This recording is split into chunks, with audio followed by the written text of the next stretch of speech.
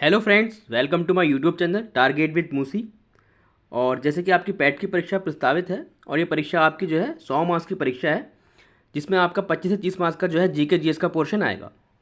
और हमारा चैनल जो है टारगेट विद मूसी पर जो है लगातार जीके जीएस की सीरीज़ चल रही है, जिसमें हमने इससे पहले ही बहुत महत्वपूर्ण science, history, geography, political science सबसे बहुत महत्वपूर्ण क्वेश्चंस करे हैं। और ये वो क्वेश्चंस हैं जो हमसे प्रीवियस ईयर में जो है वो यूपीएससी के द्वारा मालूम करे गए हैं। ठीक है, तो ऐसे ही मैं आज कुछ बहुत महत्वपूर्ण क्वेश्चन लेकर आया हूँ।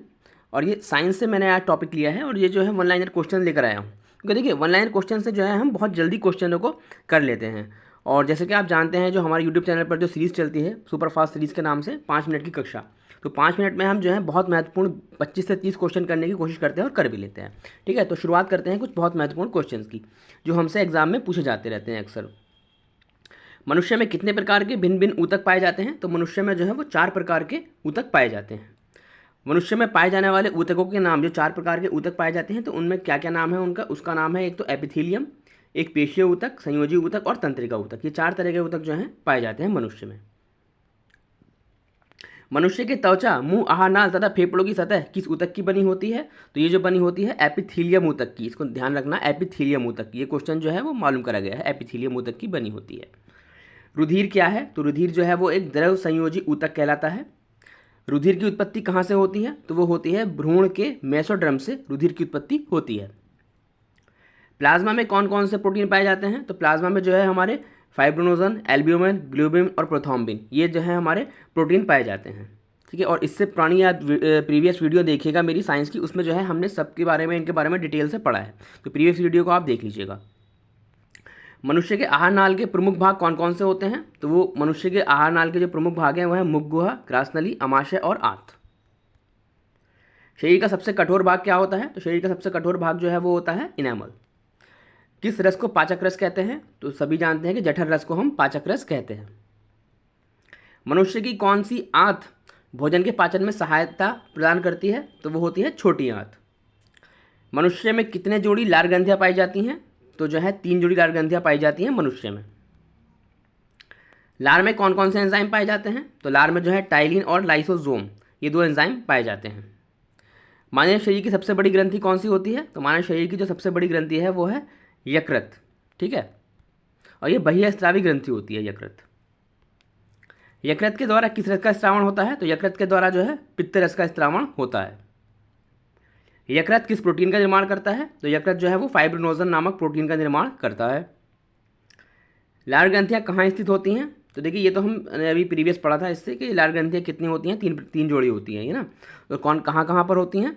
तो एक जोड़ी जो है जीभ के नीचे, एक जोड़ी निचले जबड़े में होती है और एक जोड़ी जो है वो कनपटी की स्थिति में होती है, कनपटी के साइड में होती है। ठीक है, हृदय आवरणी, जिसको हम क्या बोलते हैं इंग्लिश में, पेरिकार्डियल तरल पदार्थ। ठीक है, पेरिकार्डियल, तो पेरिकार्डियल क्या होता है? एक तरल पदार्थ होता है और ये कहाँ पाया जाता है? तो ये हृदय में पाया जाता है। तो क्वेश्चन जो हमसे पूछा जाता है वो बनता है पेरिकार्डियल फ्लूइड, इसको इंग्लिश में बोलते हैं पेरिकार्डियल। ये पेरिकार्डियल फ्लूइड कहाँ होता है? तो ये हृदय में होता है। और इसका जो प्रमुख काम होता है कि जो हमारे बाहरी अगर चोट वगैरह लगती है तो पेरिकार्डियल जो है उसको रक्षा करता है। जैसे आपने देखा होगा ना, कंच वगैरह की जो पैकिंग करते हैं तो उसमें फॉर्म लगा देते हैं साइड में, तो उससे क्या होता है कि जो कंच का, क्योंकि वो ब्रेकेबल आइटम होता है, तो वो जो है उसकी रक्षा करता है। इसी तरीके से जो पेरिकार्डियल फ्लूइड है वो हमारे हृदय की जो है वो रक्षा करता है बाह्य आघातों से। स्त्रियों में अंडाशु की संख्या कितनी होती है? तो स्त्रियों में जो अंडाशु की संख्या होती है वो 2 होती है। शिरा किसे कहते हैं? तो शिरा जो है वो वह वाहिनी है जो रुधिर को विभिन्न अंगों से हृदय में लेकर आती है। ठीक है, और ये जो लेकर आती है वो शिरा में अशुद्ध रुधिर होता है। अशुद्ध मतलब कि जिसमें O2 और CO2, ठीक है, दोनों होते हैं, और शुद्ध रुधिर जिसमें खाली O2 होता है। तो इसमें O2 और CO2 वाला रुधिर होता है शिरा के में। शुक्राणु कहाँ बनते हैं? तो शुक्राणु का जो निर्माण होता है वो वृषण यानी कि टेस्टिस में होता है। वृषण वृषण कोश में क्यों स्थित होते हैं? तो वृषण कोश में जो स्थित होते हैं इसलिए स्थित होते हैं क्योंकि शुक्राणुओं के परिपक्व होने के लिए कम तापमान की आवश्यकता होती है और उच्च तापमान पर शुक्राणुओं का परिपक्व में बाधा होती है। देखिए टेस्टिस जो होते हैं वो हमारे एक थैलेनुमा संरचना होती है और ये हमारी बॉडी के बाहर की तरफ होते हैं, है ना। तो क्यों होते हैं? क्योंकि जो इनके जो वृषण जो होते हैं तो इनके ये जो हमें टेम्परेचर की आवश्यकता होती है वो होती है 34 डिग्री टेम्परेचर। ठीक है, तो इनका जो विकास होता है वो कितने टेम्परेचर पे होता है? 34 डिग्री टेम्परेचर पे। और जो हमारे मनुष्य का जो तापमान होता है वो कितना होता है? वो 37 होता है। और इसके परिपक्व होने के लिए कितना चाहिए? 34 डिग्री। तो इसीलिए जो है ये अंडकोश जो होते हैं वो शरीर से बाहर होते हैं। ठीक है, अंड का निषेचन किस भाग में होता है? तो अंड का निषेचन जो है उदर गुहा में स्थित अंडवाहिनी, अंडवाहिनी हम जिसको क्या बोलते हैं? Fallopian tube. तो फैलोपियन ट्यूब के अंदर होता है। देखिए ये इस तरह की, ये समझिए आप, तो ये जो होते हैं यहाँ पर, ये फैलोपियन ट्यूब इसको बोलते हैं। तो यहाँ पर जो है सबसे पहले निषेचन होता है, और ये इसकी जो करेक्शन होता है ओवरी से होता है, तो बाद में जो है वो ओवरी में चले जाती है निषेचन। ठीक है, तो सबसे पहले पूछा था, तो सबसे पहले जो होता है वो कहाँ पर होता है? फैलोपियन ट्यूब में होता है निषेचन जो होता है। ठीक है, तो देखिए ये हमारी 5 मिनट की कक्षा के नाम सीरीज चलती है, और 5 मिनट में हम बहुत महत्वपूर्ण क्वेश्चन करते हैं, और इससे पहले भी हमने बहुत महत्वपूर्ण क्वेश्चन करे हैं। आप जाकर वीडियो को, जो चैनल पर आप जाकर वीडियो को ज़रूर देखिएगा, और वीडियो अच्छी लगी हो आपको तो लाइक करिएगा, शेयर करिएगा, और आप अगर चैनल पर नए हैं तो उसको बिल्कुल सब्सक्राइब करिएगा। Thank you very much.